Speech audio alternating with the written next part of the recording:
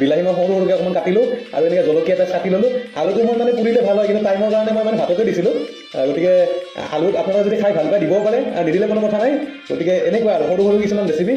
খাই ভাল লাগে ৰাতিপুৱা মই খুব ভাল পাওঁ আৰু আপোনালোকে কেনেকুৱা পায় সেইটো জনাব কমেণ্ট বক্সত অ'কে